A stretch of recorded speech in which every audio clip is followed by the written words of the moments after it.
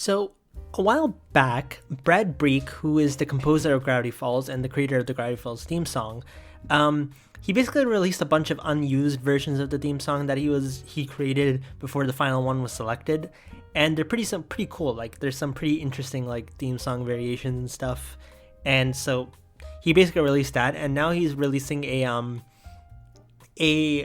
a bunch of the remastered versions of the Gravity Falls soundtrack from every single episode. So the OST of every episode he's basically releasing them on his YouTube channel right now. Definitely recommend checking them out. There's some pretty cool like remasters and stuff.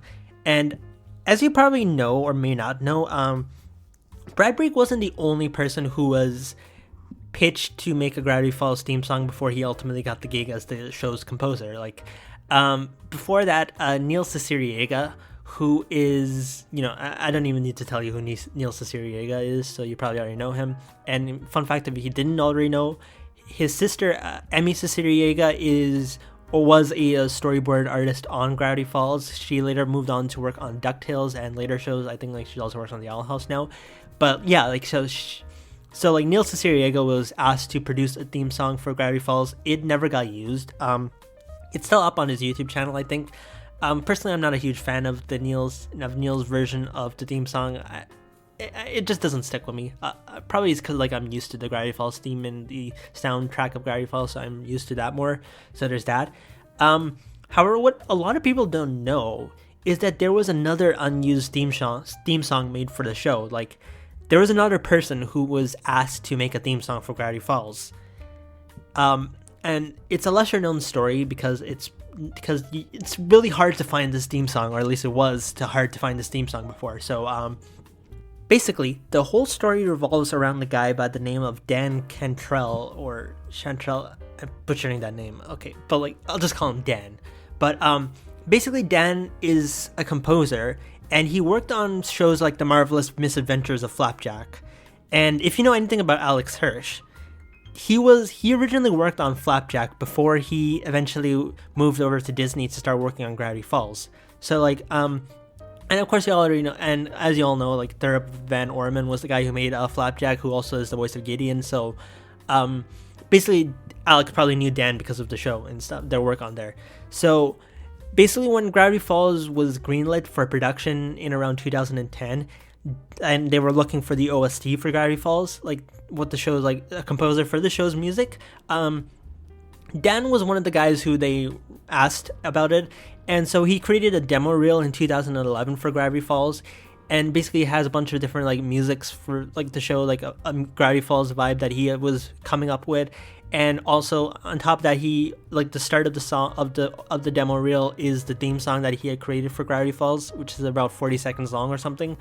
And so that was basically he created this demo, and according to the Gravity Falls wiki, the demo had singers chanting the title of the show. So they were screaming Gravity Falls in like a chanting form or something like. And the Disney, but basically eventually the Disney Wikipedia page states that the demo was disposed of in favor of Brad Breeck's work. It's kind of funny that they said disposed of instead of like rejected or not selected, like disposed of, like what the fuck. But basically like the demo was available at one point on Vimeo, but the video was deleted and pretty much lost. So basically the entire like demo reel of Dan's like Gravity Falls theme, like it was lost. Like so the basically was no way of like trying to like it was basically like no one could find it. So like, or at least that's what was assumed for a while.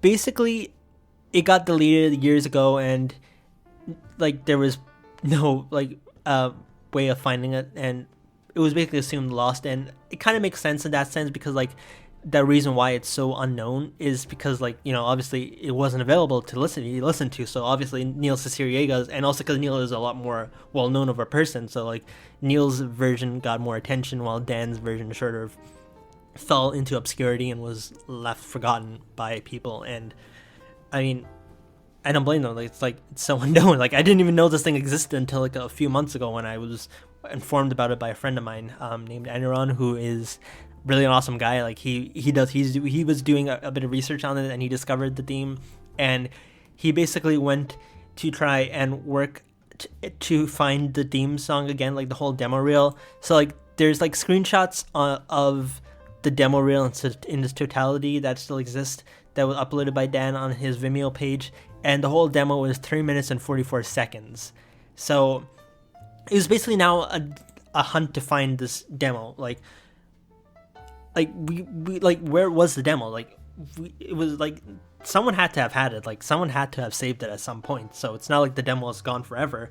It just has to be somewhere, but where? That's the whole question. And we ultimately found it.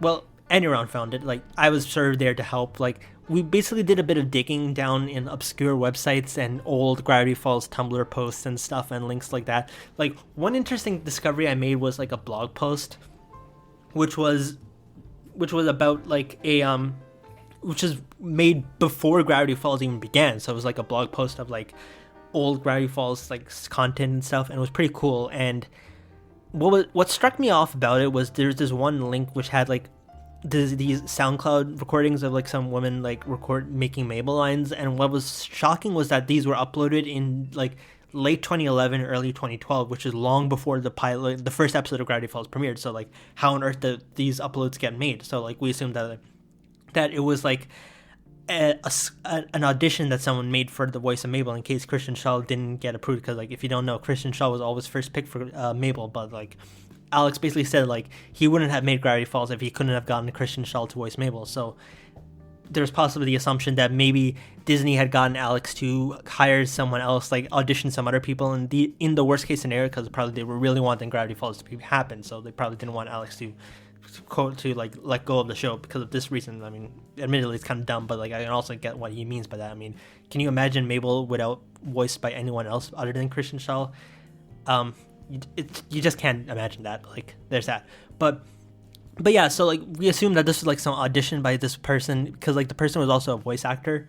So there was this whole little bit of a side quest we basically did to try and figure out like if this person actually was auditioned to voice Mabel. Like we found like their public like Facebook account. Like we found like they were a voice actress, and they started work in 2010 around the time that Gravity Falls got greenlit. So this was good. This was a good lead. But then ultimately we discovered a link to a on archive on Wayback Machine to their defunct Tumblr page, and they basically stated on the blog that they had gotten their hands on Mabel's lines and they basically wanted to recreate it. So it wasn't actually an audition, it was just a fan redubbing, like basically of someone who had heard the Gravity Falls voices and that stuff, so they did that. But there's still a bit of a mystery, because like how on earth did they find out about these lines, because they were lines directly from Tourist Trap that was said in those recordings, and it was kind of weird because like how on earth could they have found these recordings when the episode hadn't yet premiered? Listen to me. Norman and I are going on a date at 5 o'clock, and I'm going to be adorable, and he is going to be dreamy, and I won't let you ruin it with one of your crazy conspiracies. Dipper, listen to me. Norman and I are going on a date at 5 o'clock, and I'm going to be adorable, and he's going to be dreamy. Wait, and I'm not going to let you ruin it with one of your crazy conspiracies. Like we concluded that at some point the Gravity Falls pilot must have been available online or was being passed around in like voice actor circles or something like that. So this person was able to get their hands on the pilot, watch it, and mimic Mabel lines from it. So that was our best guess for what this was. Like it was a whole weird mystery, but I don't think it's anything huge. It's not like a Mabel audition like what we originally thought. So yeah, we didn't find some long lost supposed second voice for Mabel that never ended up happening. But anyways, I got it off track a bit. But basically, the hunt for Dan's like Gravity Falls demo led Aniron and my friend, like we basically discovered the demo reel on, of all places, a Russian Facebook knockoff. Like it was like a version of Facebook that was Russian. Like it wasn't like Facebook like actually like, but like in Russian like translated like that thing. Like it was an actual like rip-off like version of Facebook that was Russian. Like it was a Russian version of Facebook. Like that was kind of weird. But we basically found the demo reel on there. Like through some ways, Andy Ron managed to download the demo. Like, it was an MP3 file, so we found it, but it was the exact same length. So there was no doubt about it that this was the Gravity Falls demo reel that was originally posted on Vimeo back all those years ago. So we were able to listen to it, and I gotta say, like, it's so different sounding to what Brad Breeck's demo is, and like compared to what Gravity Falls music is like, it just didn't sound really Gravity Falls like, in my opinion.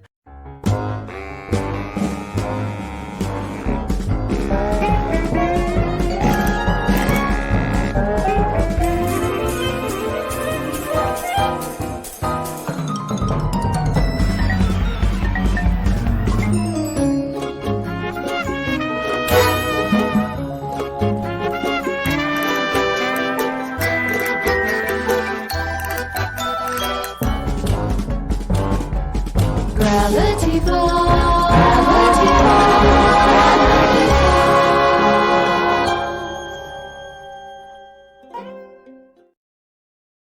I mean, again, that's probably because like I'm used to Brad Breeck's like music, so I can't imagine it in any other way. Like, that's why I'm not a huge fan of Neil Cicierega's like version of the Gravity Falls theme song, because it just doesn't sound Gravity Fallsy to me, because I'm so used to Brad Breeck's version. But nonetheless, it was a pretty interesting demo. Like, it was interesting. It was definitely like, I don't know much about Dan's like music style, but definitely felt like something that probably he would have made. Like, I don't know, I probably have to watch Flapjack to figure that out, but I don't know. But yeah, like, it's a very interesting demo, and it's kind of interesting how this may have ended up being Gravity Falls' OST if things had ended up being different. Like all that Alex would have had to do was be like, choose Dan over Brad, and like, this would be what the Gravity Falls type of music would be like.